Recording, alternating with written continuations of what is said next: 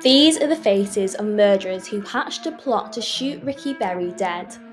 The 36-year-old, who was also known as Nuggy, died after being shot 3 times by a balaclava-clad assailant on an electric bike outside his girlfriend's house in Quarryside Drive in Kirkby on July 17th last year. Michael Smith, Adam Williams and Connor Walsh have been on trial at Liverpool Crown Court accused of his murder, and they were unanimously convicted of this charge and a further count of possession of a firearm with intent to endanger life. The verdicts were returned by a jury of 8 men and 4 women following 7 hours and 51 minutes of deliberations.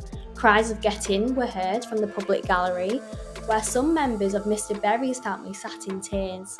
The defendants will be sentenced on Tuesday. Williams, aged 26, and of Hamlet Crescent in St Helens, admitted being the driver of a black SUV which travelled in convoy alongside gunman Smith at the time of the drive-by attack. It came minutes after the 2 men and Walsh, who was also present in the back of the car at the time of the shooting, had performed a mission on the address where their victim was working in the front yard. Both Williams and Walsh, both aged 26, denied acting in tandem with the shooter and claimed to have no knowledge of any planned execution. The man behind the wheel maintained that he had stopped his vehicle outside Mr. Berry's home moments before the e-bike rider appeared and shot him dead after another of his passengers, Ryan Westhead, allegedly reported that the dad shouted in their direction.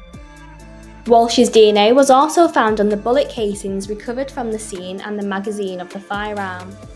Later the same evening, the 26-year-old of Simonswood Lane took a bike ride back to the scene of the crime alongside his 7-year-old son and 13-year-old nephew. Smith of Marbury Road pleaded guilty to the lesser offences of manslaughter and possession of a firearm with intent to cause fear of violence midway through the trial after his co-accused submitted revised defence statements, naming him as the rider of the electric bike.